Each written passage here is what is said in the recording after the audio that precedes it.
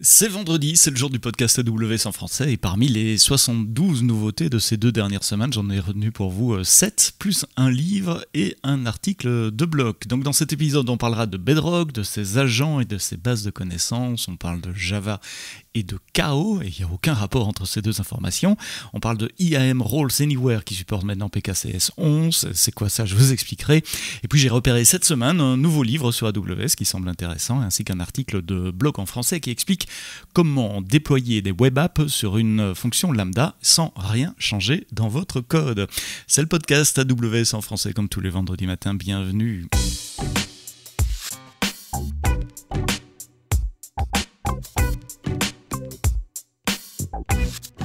Mais avant de déballer cette liste de nouveautés AWS de cette dernière semaine, un petit mot sur le AWS On Tour. C'est une série de conférences organisées par mes collègues de DevRel qui prennent la route dans un bus, un peu façon rockstar, un vrai bus. Vous avez peut-être vu passer les images sur les réseaux sociaux, sur Insta, sur LinkedIn. C'est assez impressionnant, c'est un joli bus. Aujourd'hui, à l'heure où je parle, vous êtes à Bruxelles, ils sont à Bruxelles. Ils ont fait Paris et Londres. Il reste une date en français encore.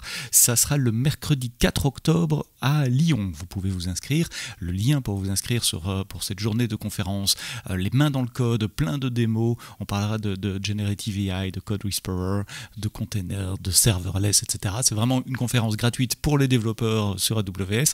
Ça sera donc le mercredi 4 octobre à Lyon. Inscrivez-vous. Les notes et le lien vers le formulaire d'inscription sont dans les notes du podcast. Grosse nouveauté de la semaine, une preview de plus pour Amazon Bedrock. Si vous n'avez pas encore entendu parler de Bedrock, c'est cette offre qui est en preview pour le moment. Elle n'est pas encore disponible, ça ne saurait tarder, mais enfin, c'est pas encore disponible. En preview pour le moment, une offre de Generative AI. J'aime bien comparer Bedrock à JDBC ou ODBC pour le Generative AI. Vous avez une API, vous, développeurs, vous utilisez l'API d'Amazon Bedrock pour accéder à plusieurs langages modèles, plusieurs modèles de Generative AI, que ce soit d'ailleurs pour le langage ou pour les images. Vous avez accès aux modèles d'Amazon, Titan, mais aussi d'Anthropic comme Claude ou de Stable Diffusion pour générer des images, mais avec une seule API. Depuis vos applications, vous pouvez intégrer plusieurs modèles et une seule API également pour intégrer des agents, puisque vous savez, ces modèles, ces large language models, ils ont été entraînés à un certain moment dans le temps, donc leur masse de connaissances s'arrête à un certain moment dans le temps. Et donc, comment est-ce qu'on fait pour que des large language models puissent répondre à des questions qui portent sur des choses d'actualité, des réservations d'hôtels, des cours d'action, des news récentes, des états de stock et des choses comme ça.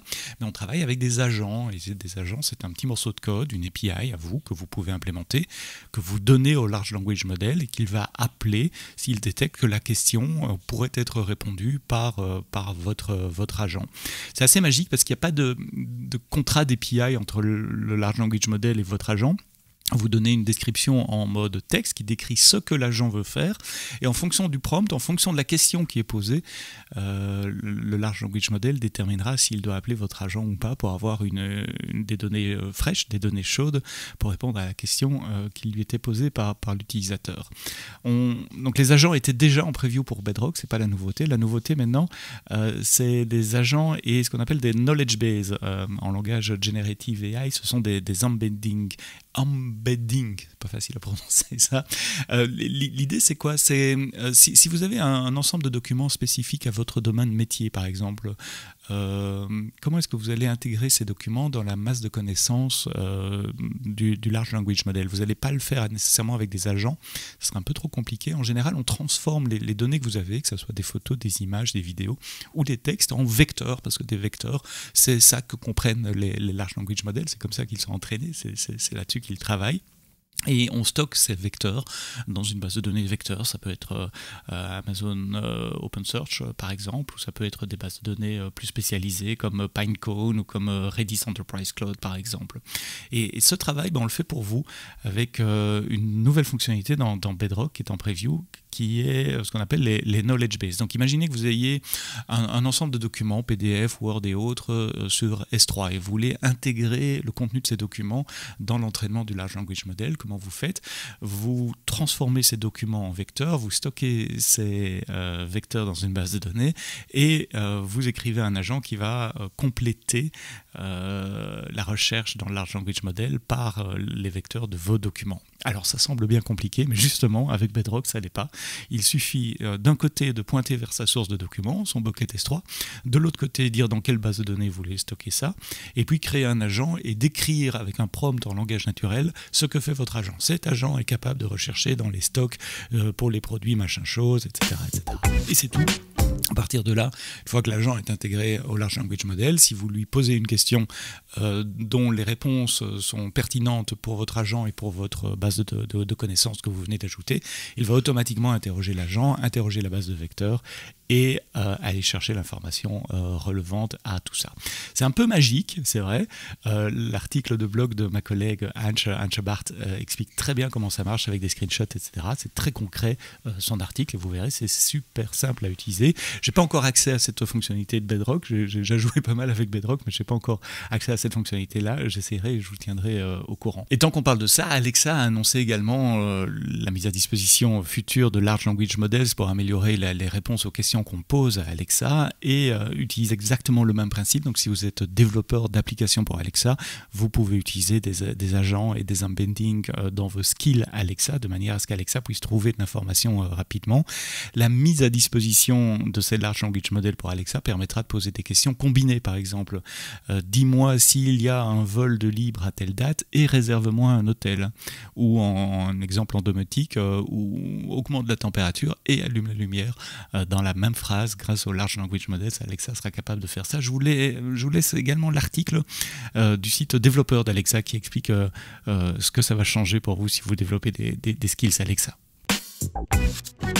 Si vous êtes développeur pour les plateformes Apple, tvOS, iOS, iPadOS et tous les autres, il y a deux news qui vont vous intéresser cette semaine. D'abord, la mise à disposition d'un nouveau type d'instance Amazon EC2, les M2 Pro. Les Mac M2 Pro sont maintenant disponibles sur Amazon EC2. Donc Amazon EC2 Mac, c'est pas nouveau, hein, ça fait quelques années que vous utilisez des Mac dans le cloud pour vos tâches de build, de développement, de test, d'intégration de vos applications iOS, notamment avec des chaînes de CI/CD, d'intégration continue et de déploiement continu.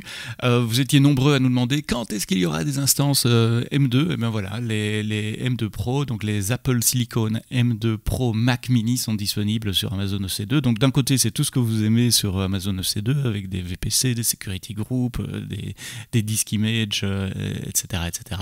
Mais derrière, c'est un vrai dedicated host, c'est un vrai Mac Mini qui est réservé pour votre usage exclusif. Alors en termes de performance, qu'est-ce qu'on annonce? On annonce 12 cores de CPU, 19 cores de GPU, 32 Go de mémoire, 16 cores de l'Apple Neural Engine.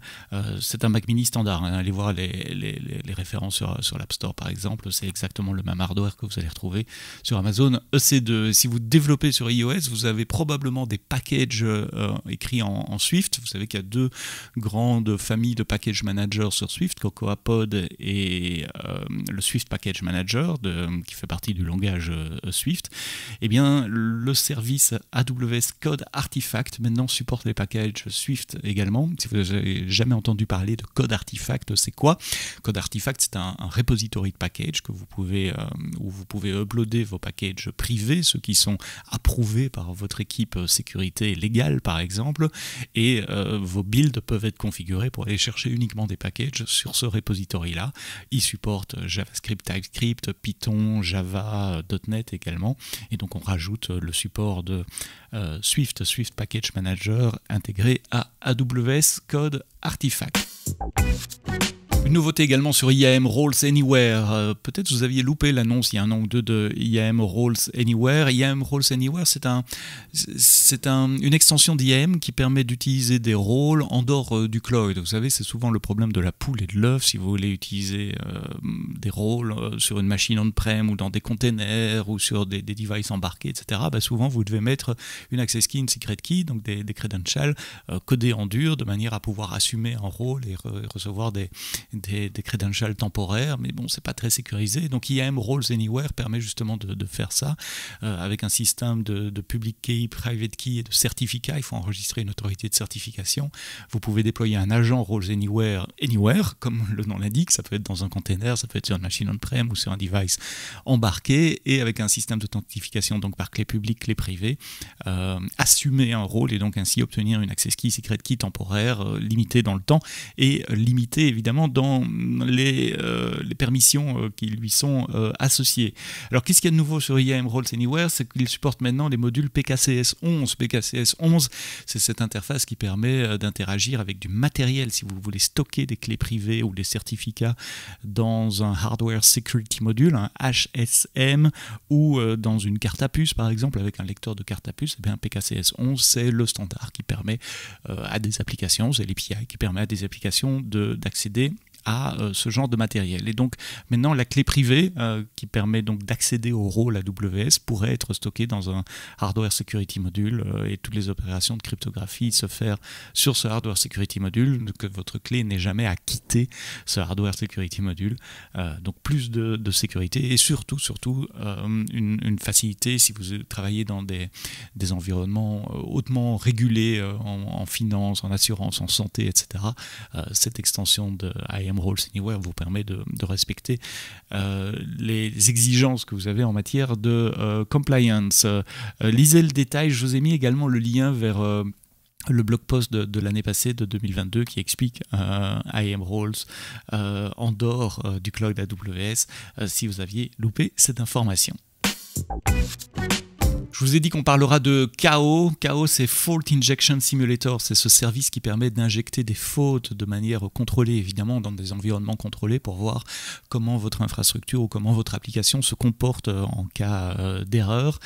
Fault Injection Simulator se dote d'une nouvelle fonction qui permet maintenant de simuler des interruptions spot sur EC2. Donc, vous savez, les instances EC2 spot, c'est ces instances qui coûtent beaucoup moins cher, mais qui peuvent être interrompues n'importe quand. Alors, il y a des tas de stratégies, évidemment, qui consiste à prendre des spots de type d'instances C2 différents dans des zones de disponibilité différentes pour minimiser le risque que toutes les instances spot s'arrêtent en même temps. Mais maintenant, vous pouvez simuler des interruptions spot avec Fault Injection Simulator et donc savoir comment vos applications se comportent quand AWS va vous reprendre une instance spot. Dernière nouveauté épinglée de la semaine pour les javaïstes, Amazon Corretto, c'est cette distribution du JDK Java. Amazon Corretto 21 est maintenant disponible. Et puis il y avait cette annonce de New Relic également, notre partenaire dans le monde du monitoring qui monitore des milliers, des centaines de milliers d'infrastructures Java, qui a publié un rapport qui dit qu'Amazon Corretto c'est la distribution Java la plus utilisée au monde, avec plus de 30% des installations Java monitorées par New Relic qui sont sur Amazon Corretto. En deuxième place, l'OpenJDK officiel d'Oracle. Si vous êtes Java 7 c'est fini, hein. Pensez à migrer, minimum Java 11, c'est la version la plus utilisée d'après le rapport de New Relic, mais Java 21 est maintenant disponible avec cette option de long term support que vous déployez d'ailleurs sur AWS ou pas. Un livre en anglais écrit par Tobias Schmid et Alessandro Volpicella, AWS Fundamentals. Il semble intéressant ce bouquin parce qu'il sort un peu du circuit traditionnel des livres de préparation à la certification. Il se concentre sur les fondamentaux d'AWS et il le fait pour les 4 grandes familles de ressources qui sont le compute, le stockage, les bases de données, la messagerie, la synchrone et puis les réseaux, mais il s'intéresse également aux développeurs avec les outils d'intégration continue et de delivery continue, code build et code pipeline, d'observability, CloudWatch, et puis un gros chapitre en finale sur l'infrastructure as code avec CloudFormation, avec le CDK, et puis le Serverless Framework également pour créer des applications serverless. Donc il me semble ce livre qui fait vraiment le tour des fondamentaux d'AWS et avec un aspect extrêmement pratique, les mains dans le cambouis. C'est pas de la théorie pour préparer la certif, ici c'est du vrai, c'est du vécu par des gens qui le font. Il y a des infographies qui sont assez sympas également avec des grands posters que vous pouvez imprimer si vous avez un plotter et le mettre sur le mur pour S3, pour DynamoDB et d'autres services, ECS et Route 53, des infographies super complètes. C'est $40 en version électronique, $60 avec une version papier et les infographies, et puis il y a une version juste avec les infographies également, si vous voulez juste avoir les posters. Revue super positive par mes collègues et par Alex Debris qui est un AWS Hero qui travaille beaucoup sur Dynamo, et puis Jeff Barr également. Allez, c'est une revue plutôt enthousiaste. Et puis pour terminer ce blog post, un article que j'ai eu le plaisir d'écrire pour le magazine Papier Programmé, c'était au premier trimestre de cette année, et les éditeurs du magazine Programmé nous ont gentiment donné l'autorisation de publier le blog post après, et donc voilà, le blog post est publié maintenant. C'est un article qui vous explique comment déployer des applications web, que ce soit des applications HTML server-side, donc JSP, ASP, etc., ou des API sur des fonctions lambda. Vous déployez, vous écrivez une application avec Django, Flask en Python, ou Express.js, ou ASP.NET, ou Spring en Java par exemple. Vous savez que vous ne pouvez pas en théorie mettre ces applications telles quelles sur Lambda. Il faut changer le modèle de programmation d'API, le modèle d'invocation de Lambda n'est pas le même par rapport à ces frameworks-là. Et bien justement, il y a un adaptateur, une extension Lambda qui permet de faire le pont entre le monde HTTP et de ces frameworks et le monde Lambda. Et donc, juste en ajoutant une ligne dans un fichier Docker, à condition que vos applications soient déjà packagées sous Docker, eh bien vous pouvez les déployer dans Lambda. Ça a l'air un peu magique, ça a des tas d'avantages. L'avantage premier, c'est que vous ne devez pas tourner des containers ou des instances EC2 24/7. La fonction Lambda va scaler à 0. Si personne n'appelle votre fonction, vous ne payez pas pour les ressources pendant ce temps-là. Et puis si tout d'un coup ça scale à 1 million de requêtes par minute, ça scale également moyennant quelques préparations. Je vous explique comment ça marche. Je prends un exemple d'une application Swift avec un framework web qui s'appelle Vpor pour vous montrer que ça marche vraiment avec tout et même des choses plus exotiques.